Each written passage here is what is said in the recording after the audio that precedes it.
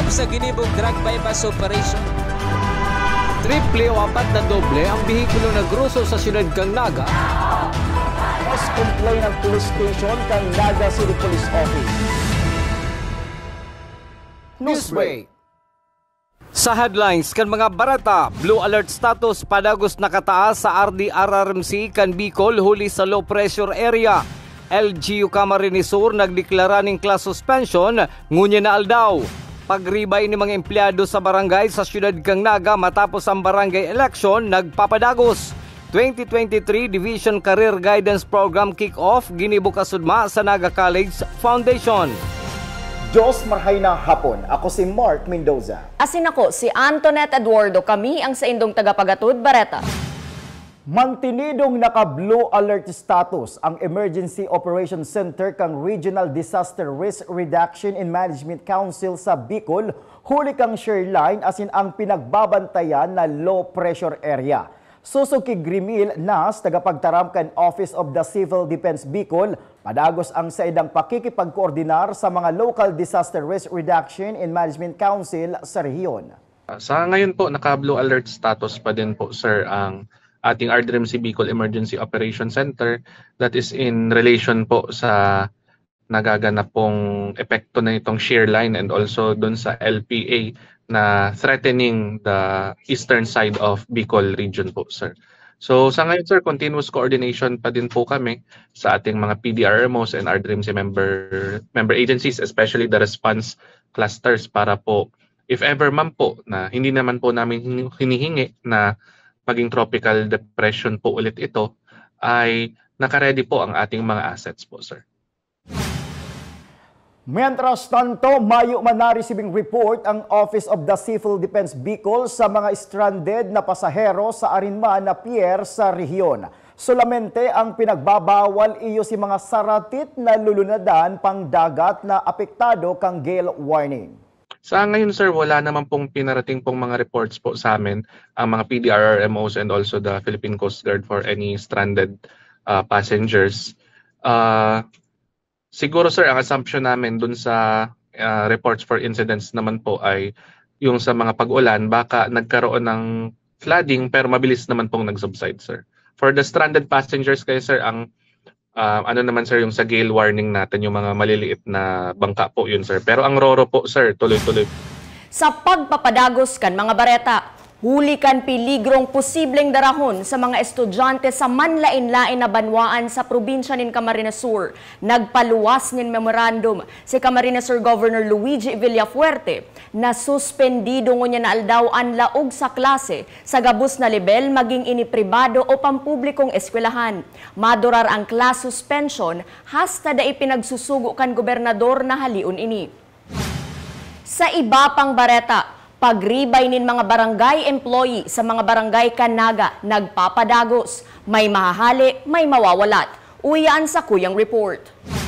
Sa pag-asumir ng ngunyan kan mga bagong punong barangay sa syudad ni Naga, kabali sa saindang enot na pinagigibo iyo ang pagpili nin mga magiging empleyado kan barangay. Sa barangay Peña Francia, kinumpirmar ni punong barangay Jackie Villafuerte na may mga barangay health worker na mahali asina may mawawalat. Ang mga barangay kagawad ang magiging screening committee.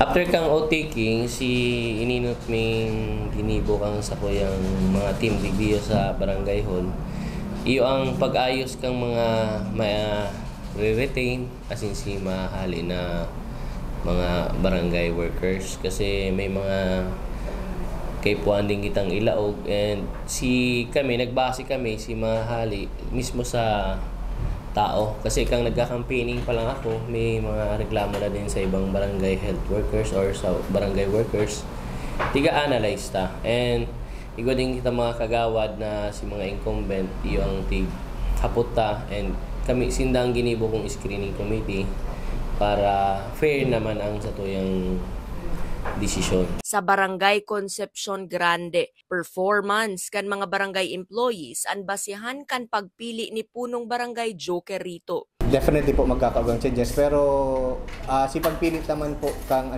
dahil taman po kay babaaguhon gabos, dahil taman halion gabos.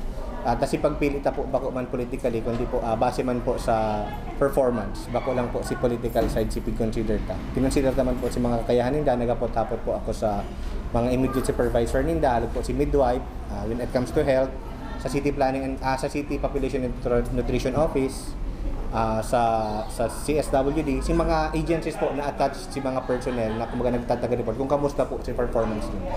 Asin sa Barangay Balatas, re-apply gabos ang mga empleyado kan barangay, nagabos maagi ang application kipunong barangay dihita. Para po sa pagtukaw, re-apply gabos pong mga personnel po. Pun po yan ng tanod, barangay workers, youth personnel po di sa barangay. Re-apply po sinda. Asing go po akong tada po na tangay day po mapilay po ang transaksyon po sa barangay po. Para sa One Media TV48 Naga, Antoinette Eduardo, Newsbreak. Mientras tanto, daiman ulang kipunong Barangay Jokerito kan Barangay Concepcion Grande, Syudad ning Naga ang reklamong pinagsumiter sa COMELEC mapadapit sa premature campaigning durante kang eleksyon kang Oktubre. Susog kipunong barangay rito, may legal team man subuot na nagtatabang sa saiya. Day na po. May kaulay may legal team man po na nagantabay sa samo. Day po kami katubad nakato. Sa pagbabalik kang Newsbreak, 2023 Division Career Guidance Program kang DepEd Naga ginibukan sudma sa Naga College Foundation. Iyan nasin iba pang mga bareta sa pagwelta kan One Media TV48 Naga Newsbreak. Dakop sa ginibong drug bypass operation. Triple o 4 na doble ang bihikulo na gruso sa syudad kang Naga. Mas complain ng police station kang Naga City Police Office.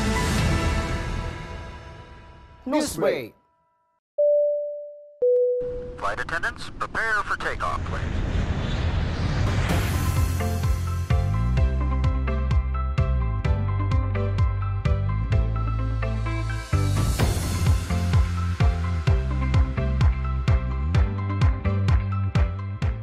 Slip life vest over your head.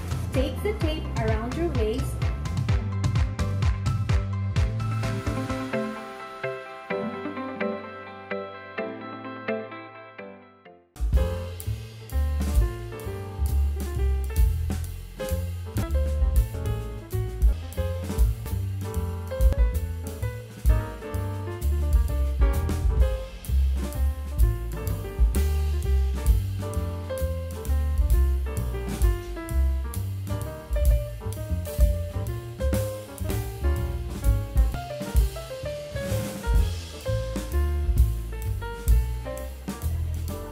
Life at home is better with Unlimited.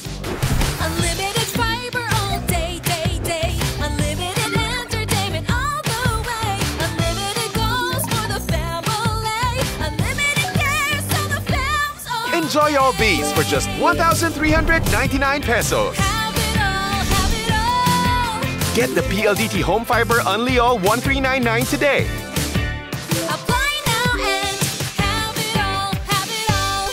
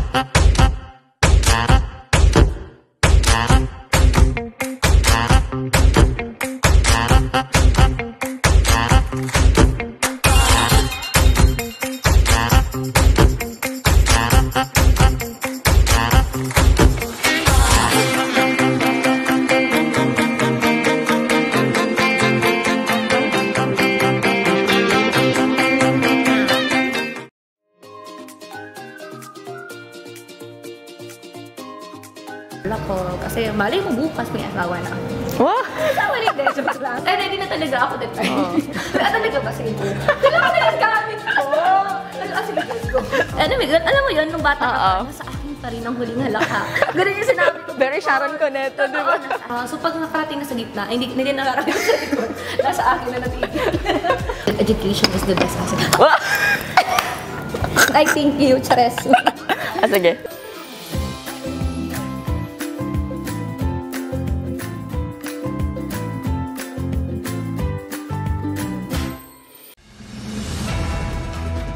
Dakop sa ginibong drug bypass operation. Triple o 4 na doble ang bihikulo na gruso sa siyudad kang Naga. Mas complain ng police station kang Naga City Police Office. Newsbreak. Sa pagpapadagos kan mga bareta, dai pagabos na nagkandidato kan nakalihis na barangay asin sanggunian kabataan eleksyon ang nakapagsumitir kan sa indang Statement of Contribution and Expenditure sa opisina kan COMELEC sa siyudad ni Naga. Susug kay Attorney Mike Uhulia, Election Officer kan COMELEC Naga, padagos na ang sa indang paghalat kan isusumiter na sose kan gabos na nagkandidato sa nakalihis na perilian. Ang pagsumiter kan sose an abot sa petsa 29 kan Nobyembre ngunya na taon. Sa iba pang bareta, liwat makondusir nin public hearing ang Committee on Transport na pinamamayuhan ni City Councilor Omar Buenape para tawan pagkakataon na madangog ang senimiento kan riding public sa petisyon na maglangkaw ang pamasahe sa Trimobile. Paghali sa 13 pesos, gigibo ng 15 pesos. Kansuudma, kulang sinagre-representar sa public hearing na hali sa riding public kaya kulang man si magiging basihan kung dapat itugot ang dagdag sa pamasahe sa Trimobile digdis sa Naga. Sa iba pang bareta, pagtaunin tamang giya sa mga estudyante sa pagpili nin kurso sa kolehiyo, dakulang tabang para sa saindang futuro. Iyan susug sa DepEd Naga. Ang detalye sa report ni Melvin Machado. Kung ang ama pulis, minsan ang aki gusto naman magpulis. Kung teacher ang tugang, nagiging teacher naman ang uhod. Ini si mga suanoy na nanudan sa pagpili nin kurso sa kolehiyo. Alagad ngunyan may bago ng sistema ang Department of Education sa pagtuunin giya sa mga estudyante kung ano talagang sedang kursong kukaanon sa kolehiyo. Pinagtukdo ini sa paagi kang 2023 Division Career Guidance Program kang DepEd Naga. Katuwang ang Naga College Foundation. Ginibo ini kasudma. Ang pinaka-purpose po kang career guidance, definitely i-guide ang sa tuyang mga estudyante kung ano ang nararapat na kurso na kukuahon ninda pag-abot sa saindang koleyo. Sa secondary pa lang, ining mga yaon ngunyan digdi mga grade 10 students ini. Importante man subot ini na malinawan ng isip ka mga kaakian na makapagpili kang sa indang kurso. Kaipuhan baga talaga na aram ninda, makapag-isip-isip sinda kung talagang iyon na ni ang dala na sususugo ninda. Tanganing magisindang maray na citizen kang sa tuyang nasyon.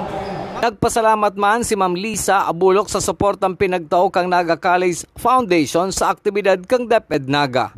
Sararuan na lang ang Naga College ang venue, kaya nagpapasalamat nga ni kami sa Naga College sa panginginot kang sa tuyang padangat na presidente, si President Mario Villanueva.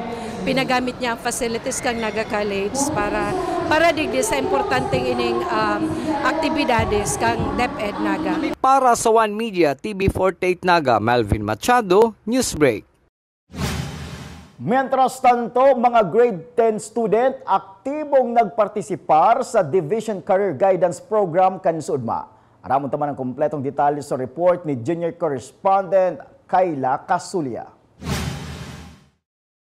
125 na grade 10 students hali sa manlain-lain na eskwelahan sa syudad ni Naga ang nagpartisipar sa Division Career Guidance Program na pinag-organisar kang DepEd asin Naga College Foundation. Inimbitaran man ang manlain-lain na college students asin professionals na nagheras kan sa indang eksperyensya sa pagpili ng strand asin course sa kolehiyo. Sigun ki Maria Victoria Perez, Guidance Counselor kan Camarines Sur National High School, objeto kang aktibidad na makapili ang mga estudyante ning tamang strand para sa indang futuro. Ang main purpose ko ng activity ito is para ma-realize sa mga bata kung ano yung uwi na strand nila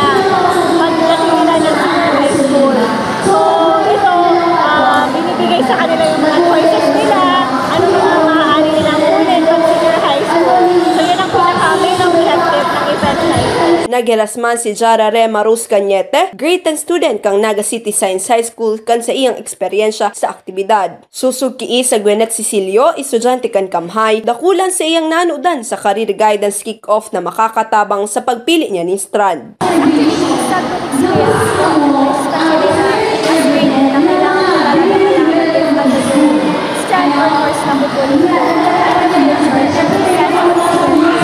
My experience is very good. I have learned a lot of things regarding what course should I take and what decision or planning what I should do before taking up a course in senior high school or even in college. So it's a very good experience and I've learned a lot. Sa ruman sa panelist si Leo Emmanuel de Leon ang naghiras kan sa iyang eksperyensya na makakatabang sa mga grade 10 students para magpili ng tamang strand pag-abot ng senior high school. Nag-enjoy naman ako sa experience na to, especially dun sa part na I think nakapag-impart ako ng knowledge and wisdom to the grade 10 students and hopefully nakahelp ako when it comes to choosing their future courses and pursuing their dreams and goals as well. Para sa One Media, TV48 Naga, Kayla Kasulya, Newsbreak. Asin yan ang mga bidang baretang nakalap kan mas pinakusog na puwersa kan One Media TV48 Naga News and Bicol Affairs. Dahil malingaw na i-follow ang Samoyang official Facebook fan page One Media TV48 Naga. Ako po si Mark Mendoza. Padagos kaming mahatod din mga baretang garantisadong nangingenot as napapanahon. I-hit ang subscribe button sa Samoyang official YouTube channel, One Media TV48 Naga, tanganing updated kita sa mga bareta asin istoryang bida. An Bicolano. Ako si Antoinette Eduardo asin ini, an One Media TV48 Naga, Newsbreak. Dakop sa ginibong drug bypass operation. Triple o 4 na doble ang bihikulo na gruso sa siyudad kang Naga. Mas complain ng police station kang Naga City Police Office. Newsbreak.